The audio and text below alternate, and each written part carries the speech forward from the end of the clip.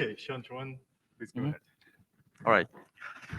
So I will talk about how we can generate some boilerplate definitions and lemmas with simple Ltac scripts. Even when we're just doing some medium-sized Coq formalization, we could already end up with a lot of cases in a proof. As one particular instance, we are formalizing this calculus called lambda ADT that we presented on Thursday. So in this formalization, many proofs have more than 40 cases. For example, the diamond property of pair reduction had more than 150 non-trivial cases. And most of these proofs cannot simply be discharged by, like auto or in. Oh, sure. Does that work better? Okay. I guess I can just level it. All right. Where are I? All right. So most of the proofs cannot simply be discharged by, auto or intuition, this kind of built-in tactics. But thankfully, with Ltac scripts and custom tactics, we can still discharge most of them all at once, as long as we know how to do the proofs, of course. And using these Ltac scripts kind of helps us to focus more on the actual proof and the proof strategy, and also makes the proof much easier to maintain and less tedious, and also makes the whole proof experience much more fun. So that's great. However, we can also end up with a lot of similar lemmas, like boilerplate lemmas, when we are formalizing proofs. Ltac scripts can help with, discharging a lot of similar cases, but what about all these boilerplate definitions or lemmas that we also need to manually encode? For example, in one of the theorem, actually is in an extension of lambda ADT, we need a family of lemmas about the reflexive transitive closure of pair reduction. And the pair reduction type is called pared in the code. So to give you an example of what these lemmas look like, take a look at this pair reduction rule for pair. It should be pretty straightforward. So the lemma we want to state and prove looks like this. So basically it means if E1 reduces to E1 prime in multiple steps, and well, the same thing goes to E2, then the pair of E1 and E2 should also reduce to the pair of E1 prime and E2 prime in multiple steps. So that should be pretty straightforward and is not really inspiring. And essentially, each of these lemmas corresponds to a case in the pair reduction rule. And it's not even difficult to state or prove any one of them. However, we do need to, encode more than 40 lemmas because we have more than 40 rules in the pair reduction rules. So it will probably take me an hour just stating all these lemmas, which is not too bad.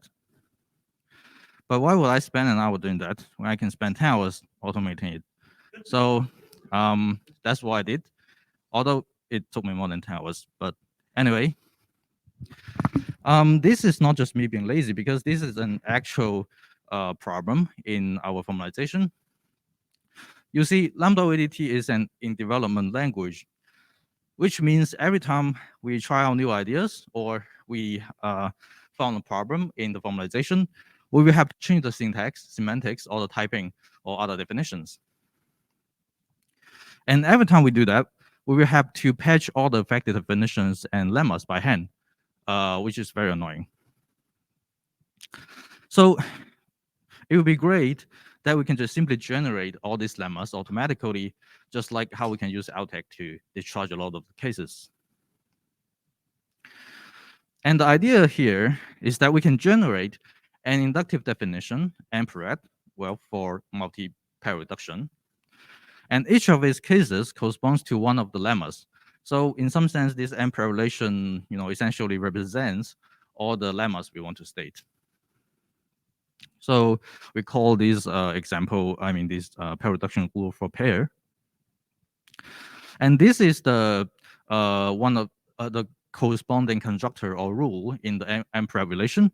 So it basically means the first argument of this pared reduces to the second argument in multiple steps. And the conditions are just the one in the lemma. once we have this definition, we can prove a soundness theorem. So this M-pair relation implies the actual multi-pair reduction. And this is kind of the same as like proving all the lemmas at once. And then when we actually need a lemma, we can just apply this soundness theorem and then apply the corresponding constructor. And we can even just add them to a hint database by, hint constructors and hint resolve. And concretely, if we are like dealing with this goal, we want to prove a pair reduces to another pair in multiple steps. By applying this soundness theorem, we reduce the goal to this M-pair relation, and then we can just apply this constructor to kind of like extract these conditions that we actually care about proving. So now the only question left is how do we even generate this M-pair definition? So to do that, we developed this small library called Inductive Definition Transformers, or IDT in short. So basically, this library does only one thing. It transforms one inductive definition to another inductive definition, given a constructor transformer tactic. And this turns out to be very versatile, and it can be applied to a lot of our use cases, even though it only does this one thing. A little bit more, on this library. Under the hood, we use metatheory to do the generation. But the users only need to provide constructor transformers as Ltac scripts. That means they don't need to know Coq internals. They don't need to know how to use this metatheory library. And because they don't have to deal with these open Coq terms, they don't have to reason about it Brown indices. And in our experience, developing this kind of tactics is quick, ad hoc, and perhaps a bit dirty. But I don't think that's a bad thing, because how do you generate these inductive definitions really is like specific to the problem you're solving. So being ad hoc is actually pretty convenient in this case. And because you're writing Ltac scripts, so you can also just develop them interactively in a proof mode. And this is all the code you need to write to generate this M-pair relation. I don't have the time to go into detail, but we do have a tutorial in the repository that you can play with later. But just to unfold this a little bit, we run this metatheory program defined in the library to generate this inductive type M-pair. From the inductive type pair, they will share the same type and the same meta information like what universe they live in. And the last argument is essentially a list of signatures of the constructors. So we generate them using this tactic from the library. It basically generates the target constructors from the constructors in pair. It takes a name transformer. In this case, we just like append a letter M to every name, constructor name. And the last argument is the most important one, is the constructor transformer, which is also basically the only thing you need to write. So it takes a constructor being transformed in the previous example. So this is basically the pair reduction rule for pair. And it takes a relation being defined, in this case, the M-pair relation, but of course you can use whatever names. And this tactic tries to solve a goal of type and build the type of the target constructor.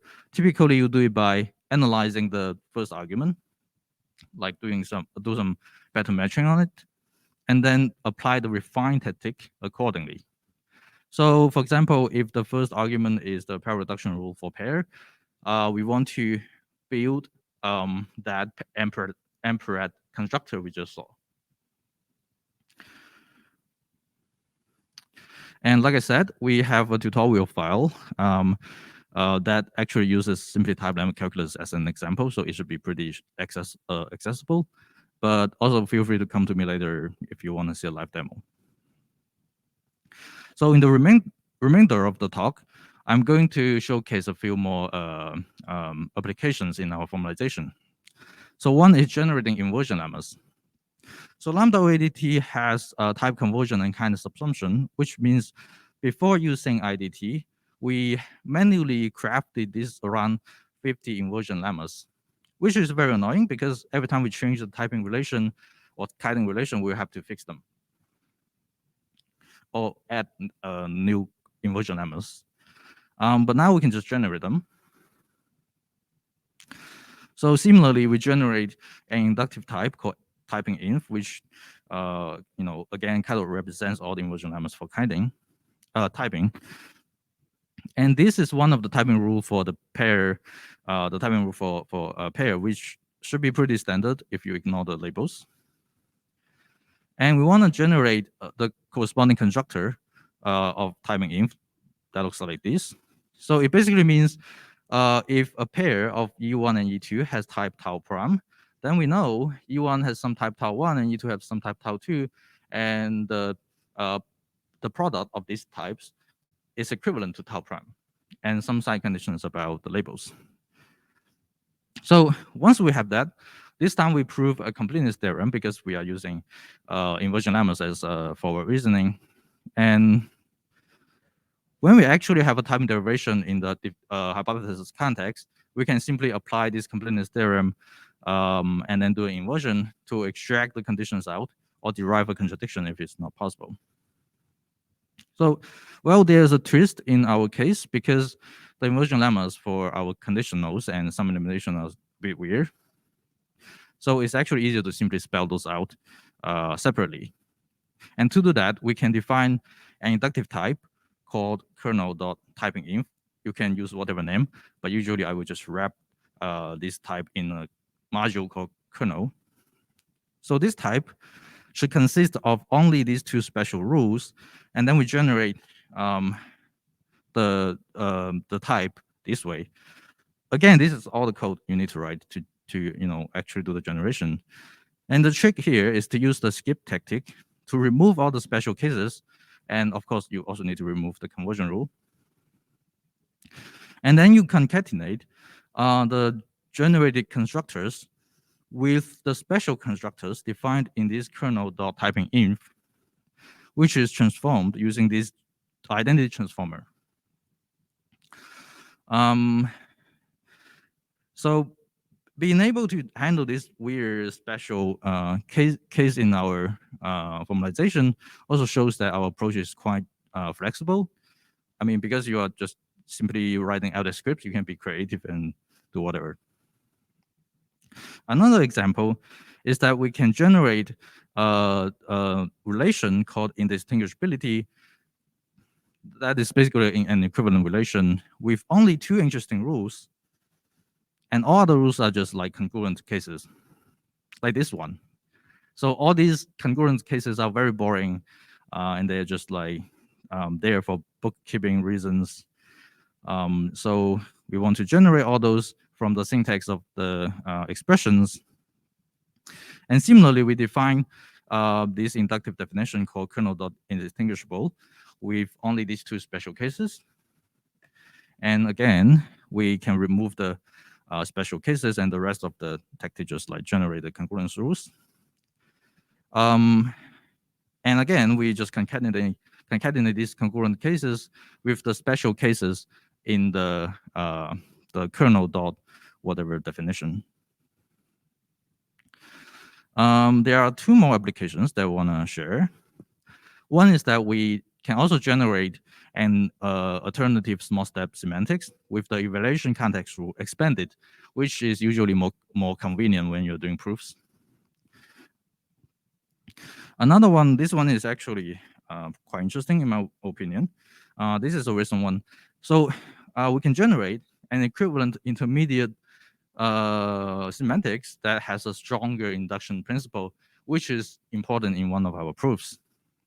I guess it's a little bit hard to appreciate it out of context, but the take-home message is that for some proofs, we may need to have an intermediate relation, like intermediate typing rules or intermediate semantics. And using IDT, you don't have to like copy paste the whole definition and then change a few things there. You can just like simply generate them from the original definition. So in conclusion, just like we can use Ltac to discharge a lot of cases, we can also use Ltac and metatheory to generate a lot of definitions and lemmas. And we have built a library to do it. You can check out the link here. And also feel free to come to me later after the event if you want to see a live demo. And I'm happy to take any questions.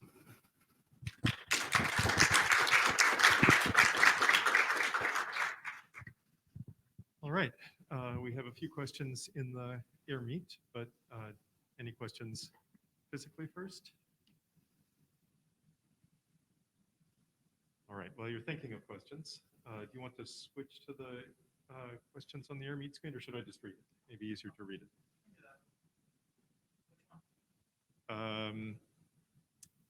The top one. Great. So have you looked into, I see. Just a second.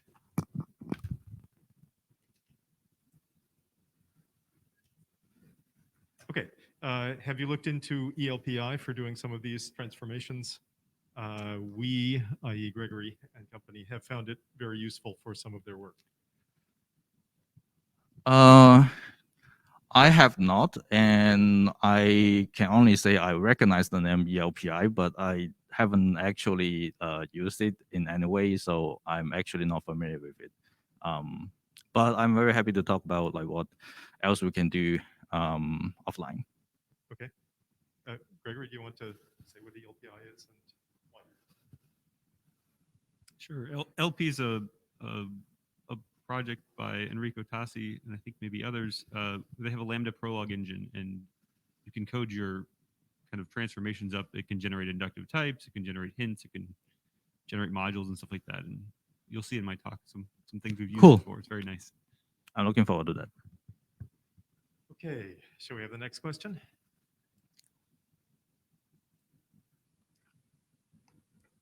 So, can your system handle mutually inductive types or universe polymorphic types? If it can, do you have tricks maybe from Ltac to get the details right? Yeah, that's a very interesting question. And at the moment, we do not support mutually inductive types. And on the one hand, I don't think there's like any technical challenge there because Metacoq already supports mutually inductive types.